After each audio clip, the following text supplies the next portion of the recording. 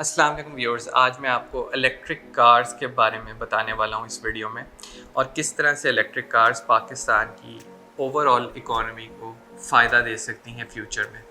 So stay tuned.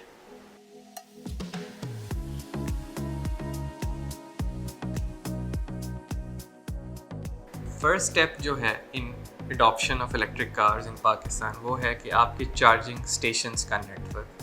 अगर charging stations आपके मुल्क में काफ़ी रैपिडली बनेंगे और इसके अलावा उन चार्जिंग स्टेशंस में ओवरऑल आपको अच्छे इलेक्ट्रिसिटी रेट्स पे चार्जिंग का ऑप्शन अवेलेबल होगा, तो लोगों की अडॉप्शन एक्सप्लोड कर जाएगी इलेक्ट्रिक कार्स में। जैसे बाहर के मुल्कों में आप अगर इंग्लैंड को देखें, अमेरिका को देखें, उन्होंने शुरू में इंसेंटिव्स क्रिएट किए थे। जैसे उन्होंने कहा था कि अगर आप कमर्शियल एरियाज़ में चार्जिंग स्टेशन लगा रहे हैं तो वहाँ पे आपको चार्जिंग फ्री होगी फॉर 2 आवर्स 3 आवर्स।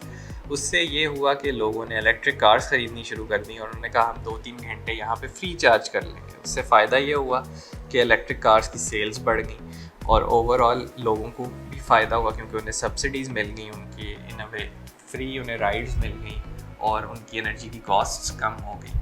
तो ये एक नेट बेनिफिट हुआ सोसाइटी को, जिससे पोल्यूशन भी कम हुआ और ओवरऑल लोगों की अडॉप्शन ऑफ इलेक्ट्रिक कार्स भी बढ़ गई। नेक्स्ट स्टेप जो है वो इलेक्ट्रिक कार्स की अडॉप्शन से मुतल्लिक अगर हुकूमत को किस तरह से लोगों को इन्फॉर्म करना पड़ेगा।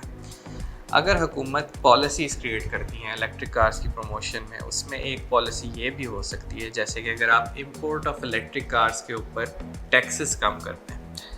जैसे अगर आप कोई बाहर से कार इंपोर्ट करते हैं उस पर 100% से भी ज़्यादा ड्यूटीज़ लग जाती हैं, और इलेक्ट्रिक कार्स का कोई पाकिस्तान में इस पर प्लांट नहीं है, जिस वजह से ज़रूरी है कि हुकूमत को चाहिए जो इंपोर्ट है इलेक्ट्रिक कार्स की उसके ऊपर कस्टम ड्यूटीज़ कम कर दें। उससे ये होगा कि एक इनफ्लो आएगा मुल्क के अंदर इलेक्ट्रिक कार्स का, जिसकी वजह से एडॉप्शन बढ़ेगी और प्राइस भी आपकी रीज़नेबल रहेगी। नेक्स्ट स्टेप जो है वो cost benefit analysis of electric cars versus combustion engine cars.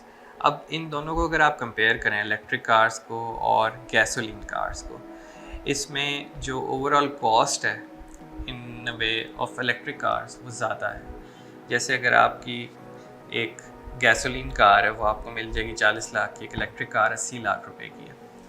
तो किस तरह से आप कस्टमर को अट्रैक्ट करें टुवर्ड्स इलेक्ट्रिक कार, उसमें ये है कि रनिंग कॉस्ट जो इलेक्ट्रिक कार की वो 5 टाइम्स लेस है कम्पेयर टू गैसोलीन कार्स। अगर आपकी एक पेट्रोल की कार है उसका आपका महीने का अराउंड 2 से 3 हज़ार किलोमीटर्स का आपका सफ़र है उस पर, तो आपकी जो फ्यूल कंजम्पशन है उस गाड़ी की ओवरऑल वो आपकी हो जाएगी अराउंड 80 से 90 हज़ार रुपये। ये आपका पेट्रोल का बिल होगा महीने का ऑफ रनिंग दैट कार। अगर वही गाड़ी आपकी इलेक्ट्रिक होती और आप उसे इलेक्ट्रिसिटी पे 2 से 3 हज़ार किलोमीटर्स पे चलाएं तो आपका जो इलेक्ट्रिसिटी यूजेज है, डिपेंडिंग ऑन कि आपको क्या कॉस्ट ऑफ इलेक्ट्रिसिटी मिल रही है, तो आपको 30 से 40 हज़ार रुपये कॉस्ट करेगी of refuelling it with electricity. तो ये अगर आप लोगों को बताएं, अक्सर लोगों को तो ये पता ही नहीं होता कस्टमर्स को कि जी गैस की जो कार है उसके मुकाबले इलेक्ट्रिक कार की रनिंग कॉस्ट में फ़र्क है। तो ये एक बहुत बड़ा फ़र्क है कि आपको 20,000 की इलेक्ट्रिसिटी डलवानी पड़ रही है गाड़ी में, जबकि 80,000 का आप तेल डाल रहे हैं उसी गाड़ी में महीने का। तो ये आपका साल का ओवरऑल 6 लाख रुपए का डिफरेंशियल बन सकता है। तो इस लिहाज से देखा जाए तो in the long run electric car जो है वो आपको सस्ती पड़ती है कंपेयर टू फ्यूल कार से। नेक्स्ट स्टेप जो है वो अगेन कॉस्ट बेनिफिट एनालिसिस से ही रिलेटेड है। अगर आप एक इलेक्ट्रिक कार को कंपेयर कर रहे हैं एक गैसोलीन कार से, उसमें आपको आजकल चाइनीज़ इलेक्ट्रिक कार्स कुछ ऐसी भी मिल जाएंगी जो 30 से 40 लाख रुपए की। लेकिन पॉइंट ये है कि पाकिस्तानी हुकूमत जो है वो इंपोर्ट ही नहीं करने देती उन गाड़ियों को। अगर ये इंपोर्ट्स अलाउ कर दें उन गाड़ियों को जो कि स्मॉल इलेक्ट्रिक कार्स हैं, जो कि ऑल्टो और कल्टस और इनकी कैटेगरी से कंपटीशन करेंगी, तो उस लिहाज से देखें तो वो गाड़ियाँ काफ़ी तेज़ी से बिक सकती हैं, क्योंकि अगेन उनकी अपफ्रंट कॉस्ट भी कम है, उनकी रनिंग कॉस्ट भी कम है, और आपके मुल्क को भी एक फ़ायदा है उसका कि आपको कम से कम फ्यूल इंपोर्ट करना पड़ेगा, जिससे आपकी फॉसिल फ्यूल की इंपोर्ट कॉस्ट भी काफ़ी नीचे आ जाएगी। नेक्स्ट पॉइंट जो है electric cars versus gasoline cars, वो ये है कि इलेक्ट्रिक कार्स जो हैं उनकी शहर के अंदर पेट्रोल के मुकाबले में कंजम्पशन बेहतर होती है। सपोज़ अगर एक इलेक्ट्रिक कार है, उसमें ब्रेक्स लगती हैं, तो उसमें रीजनरेटिव ब्रेकिंग के थ्रू बैटरीज आपकी इलेक्ट्रिसिटी से चार्ज होनी शुरू हो जाती है। जबकि अगर आपकी फ्यूल कार है, जिसे पेट्रोल कार कहते हैं, उसमें अगर आप ब्रेक्स ज़्यादा लगाएं और आपकी स्लो स्पीड पे चलती रहे वो गाड़ी, तो आपकी फ्यूल कंजम्पशन बहुत लो हो जाएगी। तो आपको ज़्यादा से ज़्यादा आपको पेट्रोल डलवाना पड़ेगा कम डिस्टेंस चलने के लिए पेट्रोल कार्स में।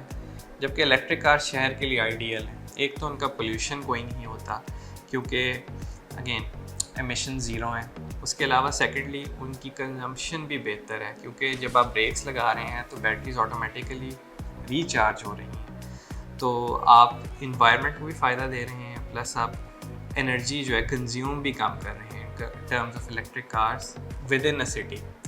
हाईवे पे इसका उल्टा हिसाब है। हाईवे के ऊपर आपकी जो गैस कार्स हैं उनकी कंजम्पशन बेहतर है कंपेयर टू इलेक्ट्रिक कार्स, लेकिन यूजुअली जो ज़्यादा पोल्यूशन होता है वो शहरों के अंदर ही होता है। इसलिए शहरों में लोगों को इलेक्ट्रिक कार्स के ऊपर आना चाहिए, इलेक्ट्रिक कार्स को अडॉप्ट करना चाहिए क्योंकि उनके नेट बेनिफिट्स जो हैं, इन्वायरमेंट को जो उसका बेनिफिट है, उसके अलावा इवन आपकी पॉकेट्स को जो बेनिफिट है क्योंकि आपको उसकी रनिंग कॉस्ट बहुत कम पड़ रही है। इस वजह से this is a no brainer. Eventually electric cars ही पाकिस्तान की इकोनॉमिक इश्यूज़ का सलूशन है।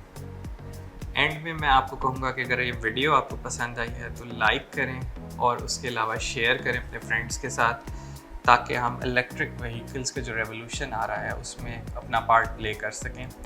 उसके अलावा आपको अगर कोई सवाल पूछना है इलेक्ट्रिक वर्सेस गैसोलीन व्हीकल्स के बारे में तो आप कमेंट सेक्शन में मुझसे पूछ सकते हैं।